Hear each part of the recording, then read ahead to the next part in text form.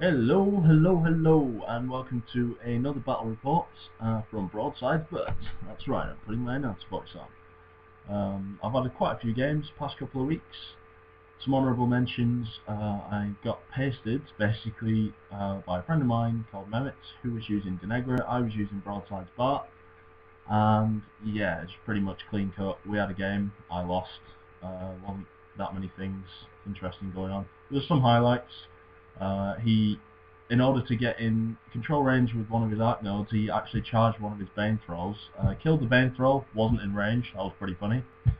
Some other games I've played Irusk a couple of times.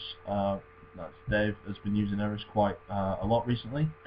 And my pirates haven't got a lot for him basically. I played a 50-point share list against him and I got my arse handed to me completely. Another funny game we had was Dave was playing Karchev, and you know how I love Karchev. He's a dick. He's still a dick. And this time, through a catastrophic failure, I think this was a very good indication of how when you fuck up in this game, it punishes you greatly. I had popped Typhoon, my feat, which I described in my last video. And he wanted to pull off some crazy shenanigans. He wanted to trample off to one side, chain sidearms, Beast 09 and Thrasher a bunch of gun mages. Yeah, I was trying gun mages. They were actually pretty cool with that, actually. And it would have worked, except he misjudged exactly how far 12 inches was, and so fell down. And that's obviously bad times for a Warcaster, and next turn I pretty much killed him. In his defense, I had to shoot everything at him. I just had to fucking unload onto him. I had to get Eris to go and shoot his focus off. All my darts fired at him twice. Then I got a rover to run in there with 3 focus and put the boot in. But I only just killed him. That was pretty depressing. I thought I brought a lot more firepower to the table than I actually did. So that'd take some getting used to. But the games today. I've still not got myself a proper camcorder or a camera or anything like that, so unfortunately no pictures. However, I will be providing you with some high-tech diagrams from some state-of-the-art software. Shut up. First game of the day, Trolls v Trolls, that's always fun.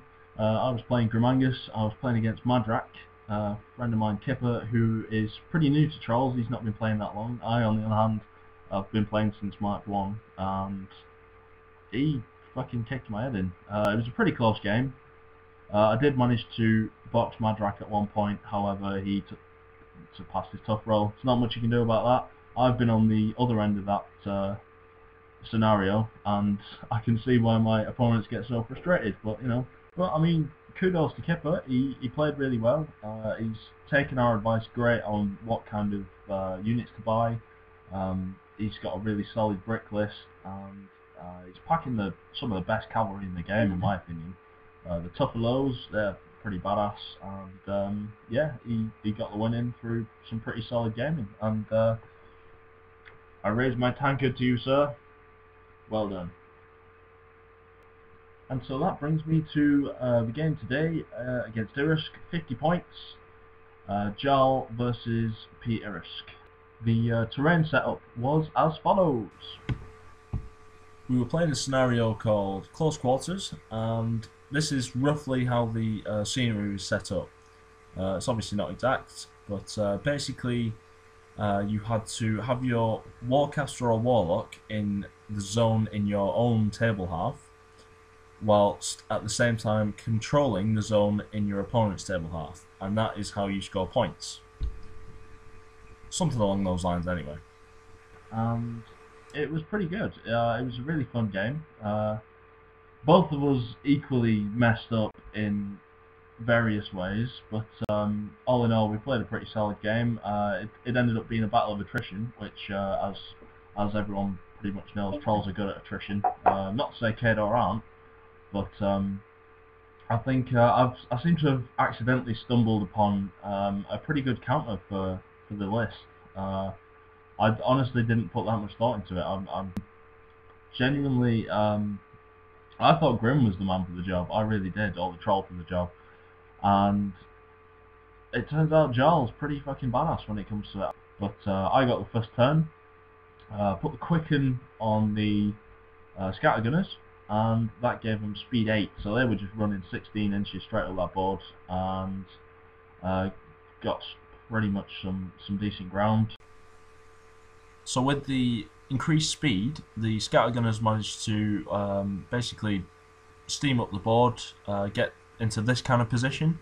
I've been trying to work on my positioning quite a lot recently, and the basic idea here is you have 4 scattergunners to take the brunt of the enemy assault, and the rest of them are then in position to counter-attack. Thanks to the unit attachment, he has command 9, so you can spread out quite a lot. You've basically got a nice 9-inch radius circle that you can occupy with your scattergunners. I've marked the unit leader there, and the guy at the back is the knobhead who brought a flag. I don't know what he was thinking. The winterguard know what they're doing. They're just pretty much rocking up with a flag, and he's carrying all his weapons as well. But Derek the troll has come and gone, "Hi guys, I brought a flag," and was like, "Where's your shotgun, Derek?" "I don't know, but I found this flag. Look at my flag, it's awesome." "No, Derek, we want you to bring a shotgun." "No, I brought a flag." As soon as Dave popped his feet, he pretty much lined up straight in front of me. So Dave advanced something like this with his infantry, obviously backed up by Jacks as well. The guys on the left in red are the winterguard, and on the right hand side are the Kayazi. Basically it was a bit of a standoff, and he popped his feet and waited for my retaliation. So my turn 2 was Jarl's peak turn. I used his clouds this time to basically troll face his counter-attack. I lined up the clouds so that he couldn't get a charge in, and it worked perfectly, to be honest. So positioning the rolling fog in a line like this basically meant that his guys couldn't draw line of sight to my scattergunners, and I could happily shoot through them. So basically the 4 scattergunners up front had some pot shots, the dire troll did some fair damage to the behemoth, and generally we just let rip with some fire.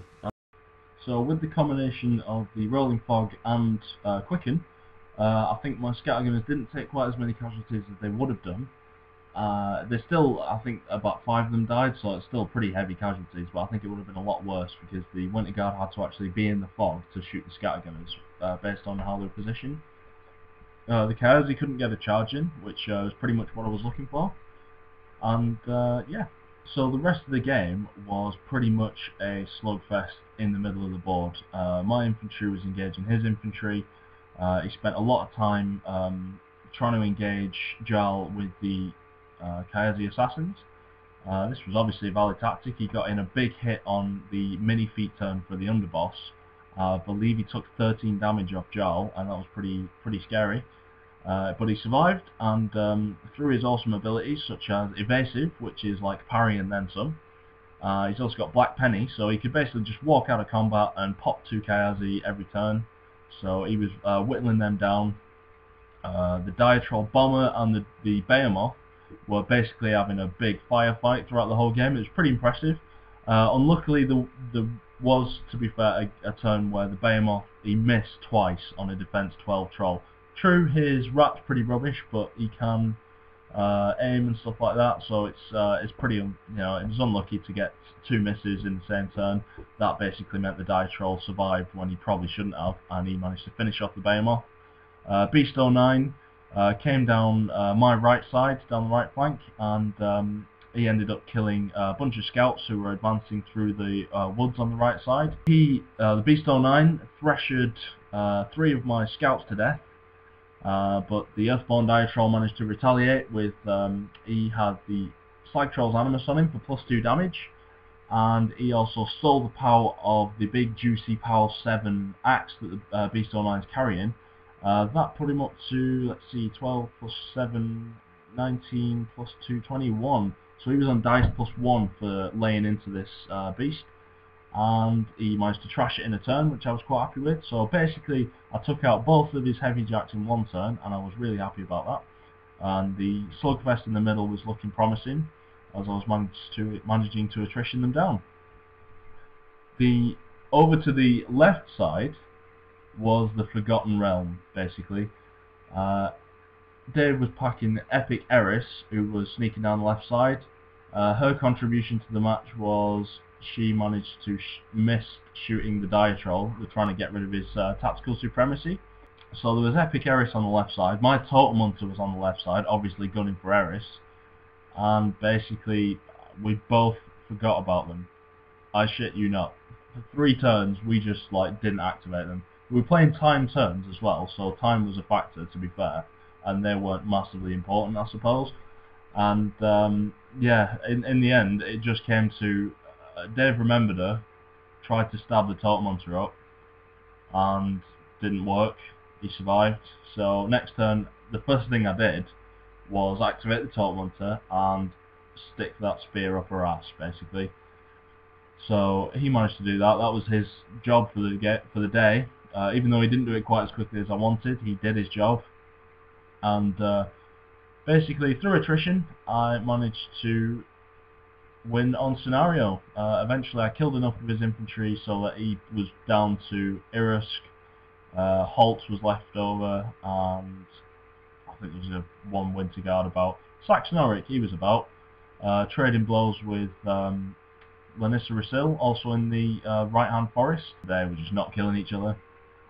So yeah, it came down to a scenario victory. I would like to point out that one of the key factors in my victory, to be fair, was Dave, for 3 consecutive turns, again, forgot to activate Cognic Joe. Now, Cognic Joe is basically, he's a Kado Fellcaller. He buffs infantry, and he's got some game himself. But when you forget to give the winterguard boosted attack rolls when they're trying to shoot a defense 17 Jarl when he gets quickened later on in the game, it's pretty bad. You really need to be remembering those boosted attack rolls, and that probably cost him the game. They needed, let's see, 12 to hit him, so that's on 2 dice, roll a double 6 and you'll hit him. The sprays do ignore the walls that Janissa was dishing out, but Quicken, they don't ignore Quicken, obviously. So yeah, win for the Trolls.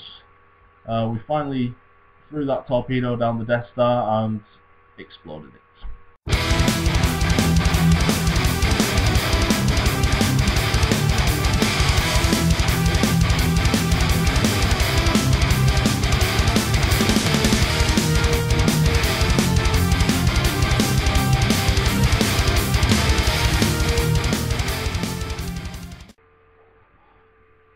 Kind of awkward. Got girls talking to me on MSN. Can't resist a man who plays with toy soldiers. I'm telling you, the way forward. Real men play with toy soldiers.